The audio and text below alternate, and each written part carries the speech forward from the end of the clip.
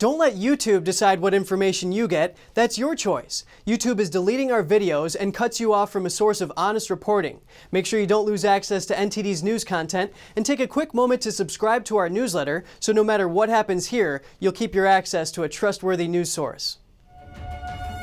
The Washington State Cougars have suffered a big loss. Their coach and several others were pink-slipped for refusing to get vaccinated against COVID-19. NTD's Miguel Moreno has more on what happened. Time's up in Washington State. The COVID-19 vaccine deadline for government workers landed on Monday, and Washington State University's football team felt the hurt. Cougars head coach Nick Rolovich was fired for refusing to get vaccinated. Late Monday, the university's athletics director, Pat Chun, said the school's suffering. It is disheartening to be here today. Our football team is hurting. Our WSU community is fractured. Today will have a lasting impact on the young men on our team and the remaining coaches and staff. Chun said Rolovich applied for religious exemption, but a committee rejected his request. The team's former coach was 42 years old and the highest paid state employee. He was supposed to coach until 2025 with an annual salary of more than $3 million. Several other assistant coaches were also fired, all of which has happened at a time when the team is on a roll. Losing a coach when you have a losing season is not easy. Losing a coach mid-season when you're winning, I'm sure is even more challenging, especially when a lot of those assistant coaches went with them. So obviously, Gerald Komisyong had played football for Stanford University. He's now the president and CEO of Todos Medical, a medical diagnostics company. Komisyong tells me he believes this fire the unvaccinated approach will cause more harm than good. How do you think this should have been handled? Well, I think, if you look at the federal mandate has an out with testing. So certainly that could be a solution. You could have, if you want to do the penalizing aspect of things, you could say, okay, maybe they have to pay for their own testing. But outside of that, I would think that would be, the recommendation, because that seems to be the standard. Of what's going on. I think vaccine mandates, while certainly are going to show effectiveness in reducing transmission of the virus, there's obviously a lot of resistance. And thinking through ultimately what's going to happen with that resistance, I think it's going to net be more negative for us than positive. Over the weekend, Rolovich said he believed everything would work out, but he also said he has to move on if it doesn't. Miguel Moreno, NTD News. The president's nominee for the nation's top banking regulator is refusing to give the U.S. Senate her thesis on Karl Marx. That's according to Republican lawmakers who are concerned about her attitude towards Marxism. But the nominee claims she's being discriminated against due to her ethnicity. NTD's Grace Coulter has the details.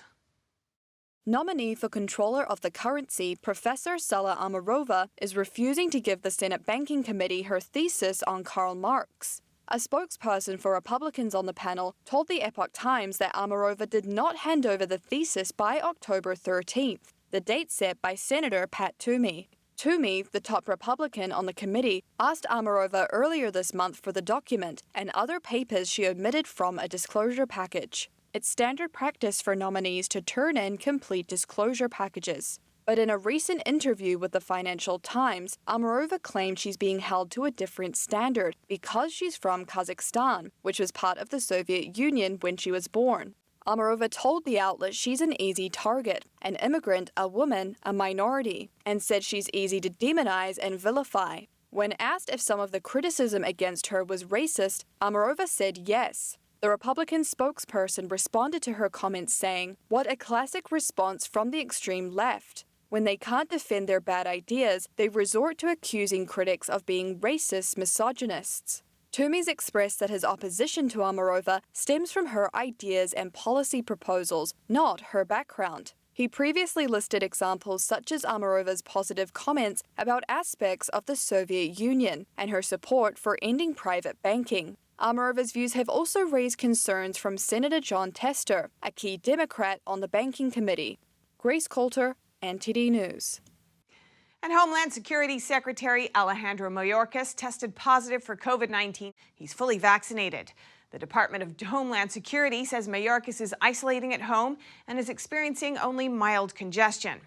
The secretary was with President Biden and the FBI director at an event in D.C. on Saturday. And Southwest says it won't put unvaccinated workers on unpaid leave if they're waiting for a vaccine exemption. Southwest is a federal contractor, so its employees have to be vaccinated by December 8th unless they have medical or religious reasons. CNBC reports the airline told its employees that if they asked for an exemption but haven't gotten approved by the deadline, they can keep working, wearing masks and following social distancing rules until somebody reviews their requests. Southwest employees will have until November 24th to request an exemption. President Biden's energy reform agenda might need to be adjusted, despite progressives pushing for an all-or-nothing deal on climate. Two Democrat senators say they oppose the carbon tax. Senators Jon Tester and Joe Manchin, who both represent red states, are skeptical of the carbon tax. The tax would charge a fee on companies and consumers who emit carbon dioxide and methane. Senator Tester says he's not a fan because he doesn't think it will work as planned, while Manchin says it's not on the board at all right now. Manchin also rejected the idea of committing billions for a clean electricity program. And 17 state attorneys general are defending parent participation and dissent at school board meetings. They sent a letter to the Department of Justice after the DOJ directed the FBI to address an alleged spike in threats against school staff. NTD's Grace Coulter has the details. A coalition of 17 state attorneys general is demanding the Department of Justice rescind a recent memo. They say the memo would chill lawful dissent by parents voiced during local school board meetings. The coalition sent a letter to the President and U.S. Attorney General Merrick Garland on Monday, requesting immediate action. The DOJ memo directs the FBI to work with state and local governments to address an alleged spike in harassment, intimidation, and threats of violence against school staff. The order came after the National School Boards Association urged the Biden administration to invoke counterterrorism laws to handle angry mobs of parents. The attorneys general argue the DOJ's memo doesn't appear to be based on facts, but on a flawed narrative from the School Boards Association. The association describes some disruptions at school board meetings as violent threats akin to domestic terrorism, but the AGs argued the vast majority of these incidents involve disorderly conduct, not threats. They further state that the DOJ memo is likely intimidating to parents. Their letter reads, "We as a country should celebrate their participation in our system of self-government, not silence them by accusing them of domestic terrorism and threaten them with the prospect of the FBI knocking on their door to investigate their activities." In addition, the AGs say there is already sufficient legal remedies available at the local level without the need for FBI intervention. Grace Coulter, NTD News.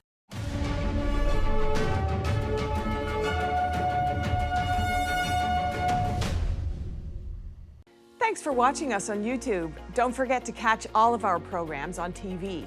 NTD Evening News is on every weekday at 6:30 p.m. Find your local NTD channel at ntd.com/TV. Good evening. Thanks for joining us. There's reporting that can be trusted. There are programs that can inspire every generation. There is a television network worth watching and sharing.